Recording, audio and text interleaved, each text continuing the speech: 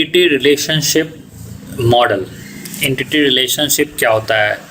तो पिछले प्रेजेंटेशन में हमने आपको बताया था कि आपको ईआर जिसको बोलते थे एंटिटी रिलेशन, ईआर डायग्राम आगे आपका आएगा, जिसको ये एंटिटी रिलेशनशिप जानने के बाद तो कोई भी डेटाबेस आप बनाएंगे तो किसी भी डेटाबेस में एंटिटी होती है। ठीक है, एंटिटी का मतलब आप समझिए ऑब्जेक्ट, और हर ऑब्जेक्ट के बीच में एक रिलेशनशिप होगा। जैसे हम लोग क्या करते हैं, गूगल में जैसे जीमेल में लॉगिन करते हैं, तो एक यूजर हुआ, लॉगिन का सिस्टम हुआ। ठीक है, तो यूजर क्या हो गया, एंटिटी, और लॉगिन के बीच में रिलेशनशिप हो गया, ये लॉगिन करेगा। ठीक है, तो लॉगिन किससे, सर्वर पे होगा। तो ये रिलेशनशिप क्रिएट करना, ठीक है, वो कैसे क्रिएट होता है वो आपको जानना बहुत ज़रूरी है डेटाबेस लैंग्वेज में। नहीं समझेंगे तो आपको बहुत कुछ दिक्कत होगा, क्योंकि उसमें आपका आता है एट्रीब्यूट क्या होता है, कंस्ट्रेंट्स क्या होता है, की क्या होता है, ये सब आपको जानना पड़ेगा। तो आगे बढ़ते हैं, और अभी जो देखेंगे हम लोग क्या देखेंगे, डिज़ाइन प्रोसेस क्या होगा, मॉडलिंग क्या आगे आएगा, कंस्ट्रेंट्स क्या होता है, ईआर डायग्राम, फिर डिज़ाइन इशू, वीक एंटिटीज़। ठीक है, उसके बाद एक्सटेंडेड ईआर फीचर्स, एक छोटा डिज़ाइन ऑफ ये जो बैंक डेटाबेस है वो लास्ट में देखेंगे, क्योंकि जब तक आप क्वेरी जान जाएंगे तो और आप क्वेरी आप एग्जीक्यूट करना सीख सकते हैं। फिर reduction to the relation scheme, database design और यूएमएल। ठीक है, तो पहला जो है आपका design phase. So design phase क्या है, तो किसी भी प्रोग्रामिंग में, ठीक है, कोई भी प्रोग्रामिंग आप यूज़ करते हैं, जावा या कुछ भी, हर का एक डिज़ाइन फेज होता है, मतलब एक इनिशियल स्टेज होता है। तो आप डेटाबेस में भी करेंगे तो उसका इनिशियल स्टेज होगा। तो इनिशियल स्टेज में क्या करते हैं, तो जो इनिशियल स्टेज होता है वो हमारा कराता है first design phase. Design phase में हम लोग डिज़ाइन करते हैं कि हाँ हमें क्या क्या ज़रूरत होती है। ठीक है, तो क्या है, the initial phase of database, जो हमने लिखा, initial phase of database design is to characterize fully the data needs for prospective database user. तो इनिशियल फेज ऑफ डेटाबेस जो डिजाइन है वो क्या करेगा, कैरेक्टराइज करेगा, मतलब आपको जो डेटाबेस के लिए जो डेटा ज़रूरत होगी, ठीक है, और उस चीज़ के लिए जो आप डिज़ाइन करेंगे तो वो आपका पहला इनिशियल फेज होगा। जब आपके पास डेटा फुल्ली डेटा आ जाएगा, ठीक है, जो आपके डेटाबेस यूजर है उसके लिए, नेक्स्ट क्या करेगा, डिज़ाइनर होगा, जो हमने स्टार्टिंग में देखा था आपका डेटाबेस डिज़ाइनर। ठीक है, तो नेक्स्ट क्या करेगा, designer choose the data model. So designer क्या करेगा, चूज करेगा एक डेटा मॉडल को, and by applying the concept of choose an data model. So जो डेटा मॉडल सेलेक्ट किया उसका कॉन्सेप्ट अप्लाई करके क्या करेगा, translate this requirement into conceptual schema of database. तो उस कॉन्सेप्ट को अप्लाई करके क्या करेगा, ट्रांसलेट करेगा जो भी रिक्वायरमेंट है उसको कंसेप्चुअल स्कीमा में, जो डेटाबेस का स्कीमा होगा। ठीक है, तो हमने पिछली बार देखा था कि क्या स्कीमा क्या होता है। जब ये स्टेप हो जाएगा तो अब क्या होगा, fully developed conceptual schema also indicate the functional requirement of the enterprise। So जो आपका फुल्ली अब completely एक conceptual schema रेडी हो गया, तो जो conceptual schema रेडी हो जाता है, ठीक है, तो वो क्या करता है, वो इंडिकेट करता है functional requirement of enterprise. so, किसी भी कंपनी का जो फंक्शनल रिक्वायरमेंट है उसको इंडिकेट करता है। ठीक है, in a specification of functional requirement, users describe the kinds of operation or transaction that will performed on the data। so क्या कहा कि जो हमारा रिक्वायरमेंट मिला, अब क्या हुआ, उसमें फंक्शनल रिक्वायरमेंट होता है।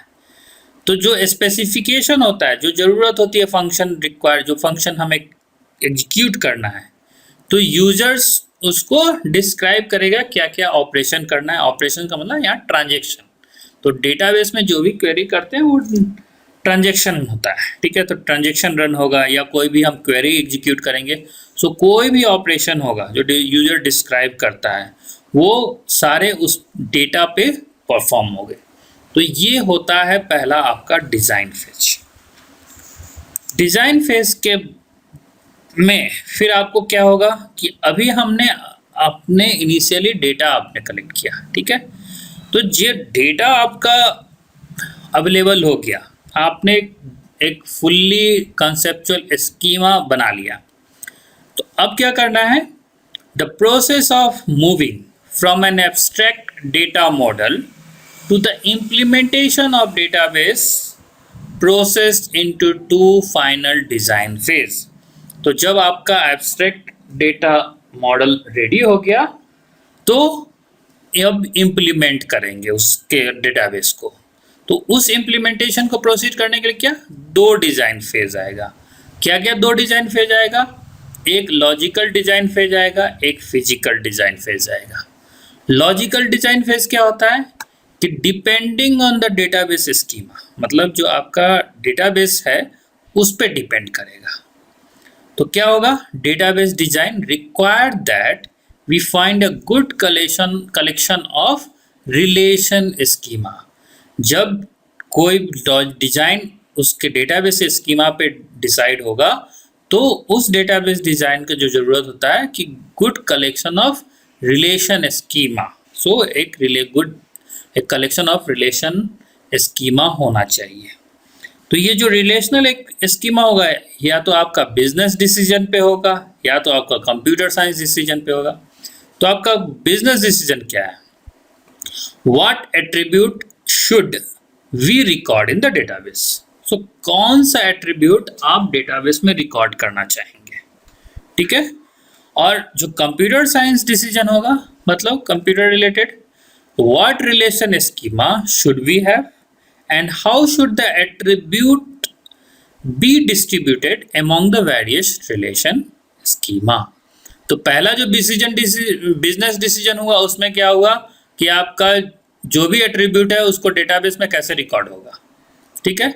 लेकिन जो कंप्यूटर साइंस डिसीजन होगा मतलब जो कंप्यूटर डिसाइड करेगा उसमें क्या होगा, उसमें आपको उसमें रिलेशन स्कीमा जो होता है वो what relation schema should we have, क्या रिलेशन स्कीमा होना चाहिए, वो कैसे एट्रीब्यूट के अमोंग में डिस्ट्रीब्यूट होगा रिलेशन स्कीमा के बीच में, वो डिसाइड होना चाहिए। तो ये दूसरा तरीका।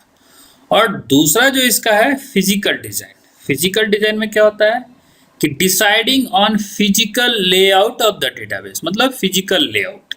फिजिकल लेआउट मतलब क्या हो गया कि जो आप देख रहे हो जो ऐसा रिक्वायरमेंट है तो उसके अनुसार से आप डेटाबेस आप डिजाइन करेंगे तो आपका वो फिजिकल डिजाइन कहलाता है। अब आ गया डिजाइन अप्रोच। सो डिजाइन अप्रोच आप कैसे करेंगे, कैसे आप कंसेप्चुअल स्कीमा बनाएंगे। तो ये जो बनाया जाता है स्कीमा वो एंटिटी रिलेशनशिप मॉडल के थ्रू बनाया जाता है। तो अब हम लोग जानेंगे कि एंटिटी रिलेशनशिप मॉडल क्या होता है। तो हर प्रोग्राम में जो भी अब हमने अभी आपको बताया कि ऑब्जेक्ट, तो वही लिखा हुआ है यहाँ पे थिंग्स या ऑब्जेक्ट। तो क्या होता है, models and enterprise as a collection of entities and relationship. So हमने अभी जस्ट डिस्कस किया कि हमें मॉडल तैयार करना पड़ता है। तो जो इंटरप्राइज का मॉडल वो क्या होगा, वो एक्चुअली जो होता है वो collection of entities and relationship होता है। तो जितने सारे एंटिटीज होंगे और उसके अमोंग जो रिलेशनशिप होगा वो हमारा होता है मॉडल्स। अब बात आएगी कि एंटिटी क्या होती है। तो एंटिटी अ थिंग और object in the enterprise that is distinguished from other object. कोई भी एक वस्तु जो हम लोग बोलते हैं तो उसको हिंदी में जो बोलते हैं वस्तु, कोई भी थिंग मतलब वस्तु या कोई भी ऑब्जेक्ट, ठीक है, एक एंटरप्राइज में जो डिफ्रेंशिएट करता है एक दूसरे ऑब्जेक्ट के बीच में, ठीक है, तो वो आपका एंटिटी कहलाता है, ठीक है। और ये होता है डिस्क्राइब्ड बाय, ये जो भी एंटिटी होती है वो described bye a set of attributes. So attribute, जो सेट ऑफ एट्रीब्यूट्स होगा वो डिसाइड करता है इनकी एंटिटी क्या हो। उसके बाद रिलेशनशिप, तो ऑब्वियसली रिलेशनशिप आप जानते हैं, मतलब एक एसोसिएशन होना चाहिए, एक कनेक्शन होना चाहिए। तो इसलिए कहा गया an association among several entities. So जितने सारे एंटिटी आपके पास रहेंगे उसके बीच में जो रिलेशन क्रिएट होगा वो रिलेशन हमारा जो यहाँ पे कहलाता है रिलेशनशिप। ठीक है, तो बिटवीन सेवरल एंटिटीज के बीच में रिलेशनशिप होता है। उसके बाद रिप्रेजेंटेड, और ये जो ईआर डायग्राम है वो रिप्रेजेंट किया जाता है डायग्रामेटिकली, मतलब डायग्राम बनाकर एंटिटी रिलेशनशिप को रिप्रेजेंट किया जाता है। और बाद में हम लोग देखेंगे कि नॉर्मलाइजेशन थ्योरी क्या होता है, क्योंकि अब पहले आपको ये जानना है। ठीक है, अब outline of the ER model. अब ईआर मॉडल के लिए क्या क्या आपको चाहिए। ठीक है, तो जो ईआर डेटा मॉडल होता है, ठीक है, the ER data mode was developed to facilitate database design by allowing a specification of an enterprise schema that represents the overall logical structure of database। कहने का मतलब क्या हुआ, अर्थात कि जो ईआर डेटा मॉडल है वो डेवलप किया गया, क्योंकि डेवलप जो हुआ वो डेटाबेस डिजाइन के स्पेसिफिकेशन को, ठीक है, रिप्रेजेंट करने के लिए किया गया। मतलब एक डेटाबेस का जो भी लॉजिकल स्ट्रक्चर होगा किसी भी एक ऑर्गेनाइजेशन का, ठीक है, किसी भी ऑर्गेनाइजेशन का जो लॉजिकल स्ट्रक्चर ऑफ डेटाबेस होगा उसके इंटरप्राइज स्कीमा को स्पेसिफाई करने के लिए हमने ईआर मॉडल बनाया। ठीक है, ER model is very useful in mapping the meanings and interaction of real world enterprises onto a conceptual schema। तो जो ER मॉडल होता है वो बहुत ही यूजफुल है। किस लिए यूजफुल है? Mapping the meanings and interaction. So real world enterprise, मतलब रियल वर्ल्ड में जो भी आपका ऑर्गेनाइजेशन है, ठीक है, उसके मीनिंग को इंटरेक्ट करने के लिए, ठीक है, जो कंसेप्चुअल स्कीमा हम बनाते हैं तो उसके मीनिंग को समझाने के लिए, ठीक है, उसके एंटिटीज को इंटरेक्ट करने के लिए हमें ईआर मॉडल की बहुत ज़रूरत, फ़ायदेमंद होता है या बहुत ज़रूरत होती है। Because of the usefulness many database design tools draw and concept from the ER model. So क्या हुआ कि बहुत ज़्यादा यूज होने के कारण ही बहुत सारे डेटाबेस डिजाइन टूल्स जो होता है वो ईआर मॉडल का कॉन्सेप्ट ड्रॉ करता है। So draw on concept from ER model. So ER model के कॉन्सेप्ट के थ्रू वो डेटाबेस डिजाइन टूल्स से ड्रॉ किया जाता है। ठीक है, the ER model employees 3 basic concept. तो किसी भी ईआर डेटा मॉडल जो होगा आपका, ठीक है, उसमें ये 3 चीज़ रहना ही है, रहेगा। क्या क्या कॉन्सेप्ट रहेगा? एंटिटी सेट, एक होगा आपका एंटिटी सेट होगा, उसके बाद रिलेशनशिप सेट, मतलब उस एंटिटी के बीच में जो रिलेशनशिप होगा तो वो रिलेशनशिप सेट्स होना है। एट्रीब्यूट्स, फिर आपका एट्रीब्यूट्स होगा। तो ये 3 बेसिक कॉन्सेप्ट किसी भी ईआर मॉडल में आपका रहेगा। The ER model also has an associated diagrammatic representation. क्या कहा कि ईआर जो मॉडल होता है वो एसोसिएटेड होता है डायग्रामेटिक, मतलब जो डायग्राम बनाते हैं, डायग्राम रिप्रेजेंटेशन में वो एसोसिएट होता है। The ER diagram which can express the overall logical structure of database graphically। तो ER diagram को क्या किया जाता है? एक्सप्रेस किया जाता है, मतलब दिखाया जाता है उसके पूरे लॉजिकल स्ट्रक्चर को, डेटाबेस के पूरे लॉजिकल स्ट्रक्चर को ग्राफिकली, ग्राफिक्स के रूप में हम लोग दिखाया जाता है या दिखा सकते हैं। ठीक है, ये आपका ER डेटाबेस मॉडलिंग हुआ। अब बात रही एंटिटी सेट की। तो एंटिटी सेट क्या होता है? एंटिटी अभी आपको बताया कि कोई भी वस्तु जो होता है वो एंटिटी कहलाएगा। कुछ भी आप जो यूज करेंगे, जो भी ऑब्जेक्ट, वो हमारा एक्चुअली यहाँ पे डेटाबेस की भाषा में वो हमारा एंटिटी कहलाता है। तो हमने क्या कहा है? An entity is an object that exists and is distinguished from other object. मतलब एक एंटिटी जो है वो एक ऑब्जेक्ट होगा जो एग्जिस्ट करेगा, ठीक है, और एक ऑब्जेक्ट से दूसरे ऑब्जेक्ट के बीच का डिफरेंस भी होगा। एग्जाम्पल क्या हुआ? स्पेसिफिक पर्सन, कोई एक आदमी, कोई कंपनी, कोई इवेंट, कोई पेड़ पौधा, ठीक है। तो क्या हुआ? सब अलग अलग है, लेकिन सब यहाँ पे हमारा सब ऑब्जेक्ट ही कहलाएगा। लेकिन सब इस सबको हम एज ए डेटाबेस भाषा में हम लोग कहेंगे इसको एंटिटी। उसके बाद जब एंटिटी हो गया तो एंटिटी सेट क्या होगा? मतलब कॉम्बिनेशन ऑफ उसका सेट, जो भी एंटिटी है उसका होगा। तो हमने क्या डिफाइन किया? N entity set is a set of entities of the same type that share the same properties. तो हमने अभी आपको बताया कि एंटिटी सेट क्या होगा कि सेट ऑफ सारे एंटिटीज का होगा, उसी टाइप का सब होना चाहिए और प्रॉपर्टीज भी शेयर सेम प्रॉपर्टीज होना चाहिए, तब जाके वो हमारा कहलाएगा एंटिटी सेट। जैसे हमने यहाँ पे पर्सन एज एंटिटी किया, तो सेट ऑफ ऑल पर्सन, तो पर्सन का सारा प्रॉपर्टी सबका तो सेम ही आदमी का, तो ये कहलाया हमारा set of all person is called as entity set. हमने एक कंपनी के बात किया था, अब हम बात करेंगे मल्टीपल कंपनी। तो क्या हुआ? ग्रुप हो गया, तो एक ही टाइप का है, प्रॉपर्टीज तो सबका सेम है, तो हमने उसको कंपनीज। प्लांट की बात किया था, आप ट्रीज बात कीजिए। हॉलीडेज, नंबर ऑफ हॉलीडेज, छुट्टी तो सब क्या है? सेम टाइप होता है सबका, छुट्टी मतलब छुट्टी, ठीक है। तो जितने सारे हॉलीडेज हो गए सारे कॉम्बिनेशन हो गए, तो ये सारे कहला जाते हैं हमारा एंटिटी सेट। अब देखिए, entity is represented by the set of attributes. So जो एंटिटी होता है उसको हम एट्रीब्यूट के सेट ऑफ एट्रीब्यूट के थ्रू हम लोग रिप्रेजेंट करते हैं।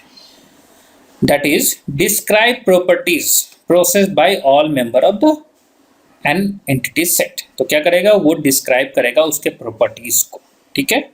एग्जाम्पल देखिए, जैसे हमने लिखा एक एंटिटी लिखा इंस्ट्रक्टर, तो जब एंटिटी आप लिखेंगे तो उसका एट्रीब्यूट होना चाहिए। तो एट्रीब्यूट का मतलब उसका गुण आप कहिए, सिंपल भाषा में कहिए कि कोई आदमी है उसका गुण जो लिखना है, वो गुण जो कहलाता है वो एट्रीब्यूट कहलाता है, सिंपल भाषा में समझिए। तो कोई भी इंस्ट्रक्टर मतलब टीचर होगा तो क्या होगा?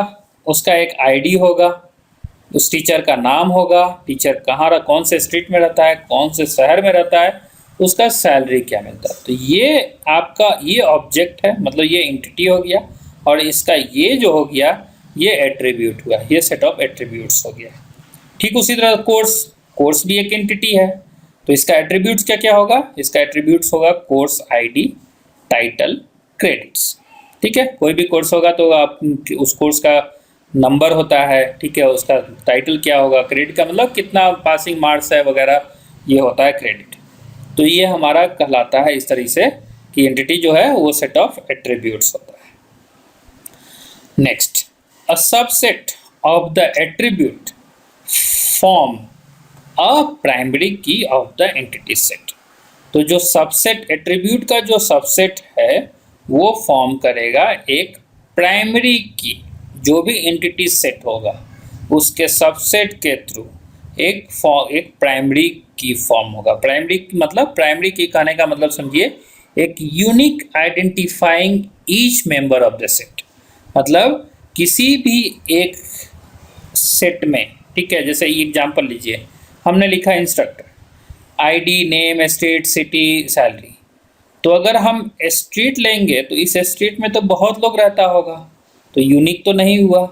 तो अगर हम आईडी लेंगे तो आईडी तो सबका अलग अलग होगा, तो ये आईडी यहाँ पे हमारा कहला जाएगा प्राइमरी की।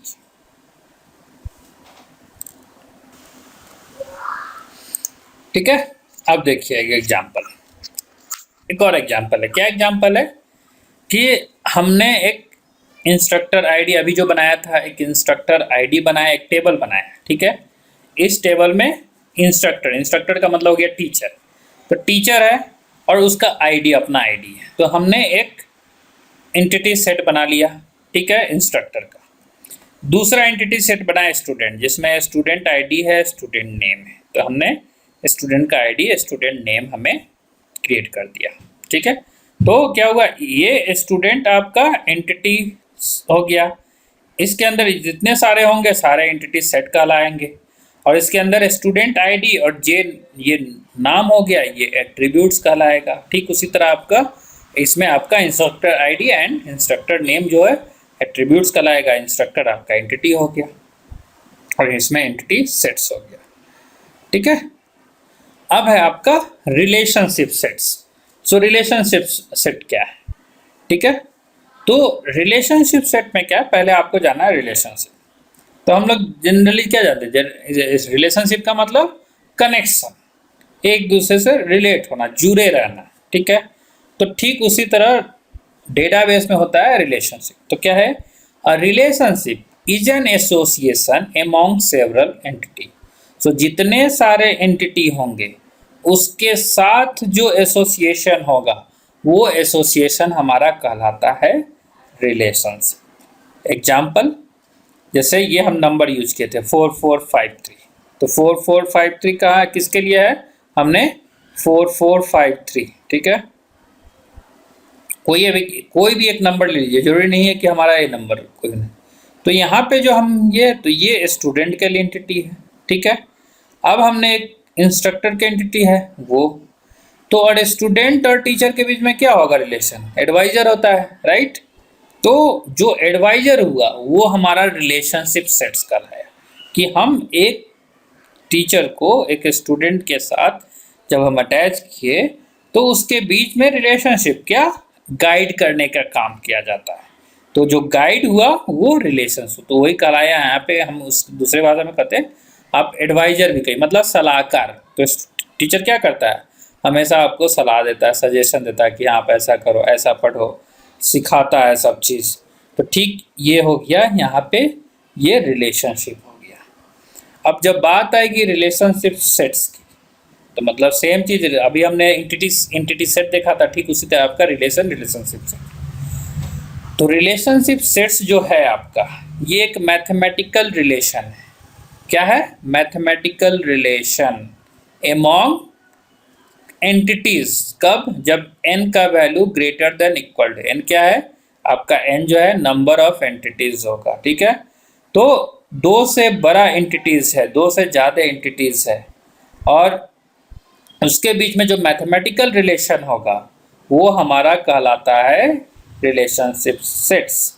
तो उसको कैसे बनाएंगे, जैसे ये आपका हो गया, यहाँ पे हमने small e1 e2 e3 en तक लिखा, तो ये सब रिलेशनशिप है। तो अब या हमने क्या किया, E1, इस सिंबल को क्या बोलते हैं,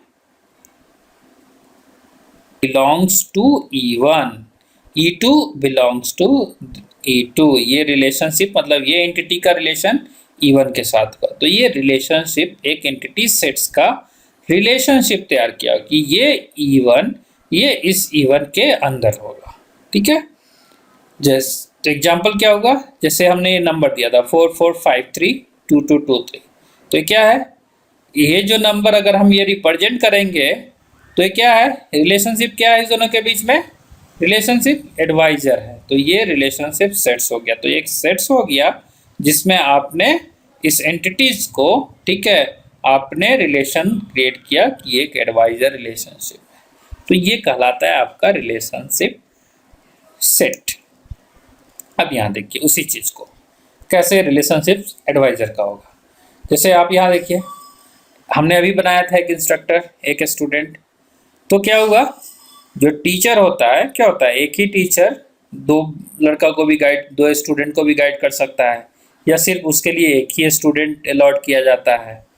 तो ये जो कनेक्शन हुआ, ये रिलेशनशिप, यही रिलेशनशिप सेट्स है, और इसी को एडवाइजर मतलब ये इंस्ट्रक्टर इसको एडवाइज कर रहा है, तो ये हमारा रिलेशनशिप सेट कहलाता है। यहाँ पे ये रिलेशनशिप सेट है।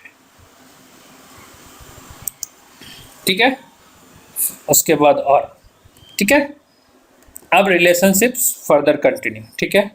तो क्या है आगे, N attribute can also be associated with the relationship set. अभी हमने एट्रीब्यूट भी देखा था, तो जो अगर कोई एट्रीब्यूट भी होता है वो भी रिलेशनशिप सेट में एसोसिएट हो सकता है आपका रिलेशनशिप सेट में, ठीक है। हम एसोसिएट एट्रीब्यूट को एसोसिएट कर सकते हैं रिलेशनशिप सेट के अंदर। जैसे एग्जांपल में देखिए, यहाँ इंस्ट्रक्टर है तो यहाँ स्टूडेंट है, ठीक है। तो कोई भी एक डेट लीजिए, मतलब सपोज कीजिए कि कोई एक टीचर है, स्टूडेंट को बुलाया, ठीक है, क्यों, उसको सलाह देना है। अब क्या है, किस डेट को बुलाया, तो क्या हुआ, वो डेट भी एक एट्रीब्यूट हो जाता है। तो डेट वहां पे क्या कहलाएगा, एक एट्रीब्यूट, मतलब ये टीचर को असाइन किया गया कि इस डेट को इस स्टूडेंट को बुलाना है, तो हमने इस स्टूडेंट को, तो यहाँ पे जो एट्रीब्यूट होगा, मतलब यहाँ पे एट्रीब्यूटेड होगा डेट, सो ये डेट भी इसके साथ आपका एसोसिएट हो जाएगा आपके रिलेशनशिप सेट में। इसलिए हमने यहाँ एग्जांपल कहा कि for instance the advisor relationship set, ये आपका एडवाइजर रिलेशनशिप सेट है बिटवीन एंटिटी सेट। तो एंटिटी सेट क्या है आपका, instructor and student. So set between entity set, entity sets हो गया आपका instructor and student, may have the attribute, may have the attribute क्या, ये date attribute which tracks the when the student started being associated with advisor। तो हमने क्या बोला कि किस दिन से वो टीचर किस दिन को बुलाया या किस दिन से उसके साथ उसको एडवाइस कर रहा है टीचर, तो हम इसको ट्रैक कर सकते हैं। तो ये जो एट्रीब्यूट एक एक्स्ट्रा ऐड हो गया डेट, तो ये भी एक रिलेशनशिप में आ गया, रिलेशनशिप सेट्स हो गया। उसके बाद डिग्री ऑफ रिलेशनशिप सेट, ठीक है। तो डिग्री क्या होगा रिलेशनशिप सेट्स का, कि बाइनरी रिलेशनशिप, मतलब बाइनरी का मतलब क्या होगा कि मतलब इन्वॉल्व एक ही टीचर, यानी एक ही के साथ दो या उससे ज़्यादा, बाइनरी अभी है तो एक से दो आपका रिलेशन, किसी भी दो एंटिटी के साथ आपका रिलेशनशिप, तो इसलिए कहा गया binary relationship involves to entity sets. तो जब टू एंटिटी सेट होगा तो इसका डिग्री 2 होगा। Most relationships sets in a database system are binary। So जितने database system में हम जितना relationship set यूज करते हैं, मैक्सिमम जो database relationship sets होता है, तो उसका डिग्री जो होता है वो सब 2 ही होता है, मतलब वो सब बाइनरी ही होता है। मतलब बाइनरी का मतलब एक दो को रिलेट कर सकता है, एक टीचर एक एंटिटी दूसरे एंटिटी को, दो से दो एंटिटी को एटलीस्ट तो वो कर सकता है। रिलेशनशिप सेट, रिलेशनशिप्स बिटवीन 2 और मोर एंटिटी सेट्स आर रेयर। तो हमने ये बाइनरी देख लिया, तो क्या कहा कि रिलेशनशिप हो सकता है कि ज़्यादा भी हो, 2 से ज़्यादा एंटिटी हो, लेकिन वो बहुत कम होता है। मोस्ट रिलेशनशिप्स आर बाइनरी, जो हमने आपको बोला। जैसे example, students works on research project under the guidance of instructor. मतलब आप एक प्रोजेक्ट बना रहे हैं, ठीक है, तो प्रोजेक्ट बनाइएगा तो कैसे बनाइएगा, कोई ना कोई टीचर आपको गाइड करेगा, तो ये एक हो गया। ये दूसरा क्या है, तो यहाँ पे रिलेशनशिप क्या हुआ, प्रोजेक्ट गाइड, मतलब प्रोजेक्ट गाइड किया, तो it is a ternary relationship between instructor, student and project. तो जब हम लोग प्रोजेक्ट बनाते हैं तो एक इंस्ट्रक्टर रहता है, ठीक है, तो एक तो प्रोजेक्ट गाइड करने वाला होता है, ठीक है। तो यहाँ पे आपका क्या क्या आ गया, एक स्टूडेंट है वो हो गया, उसके बाद आप प्रोजेक्ट कर रहे हैं और एक इंस्ट्रक्टर हो गया। तो ये तीनों के बीच में यहाँ पे, इसलिए यहाँ पे कहा गया ये टर्नरी रिलेशनशिप बिटवीन, तो ये रिलेशनशिप इस तीनों के बीच में हुआ, ठीक है। तो ये कहलाता है हमारा डिग्री ऑफ रिलेशनशिप सेट।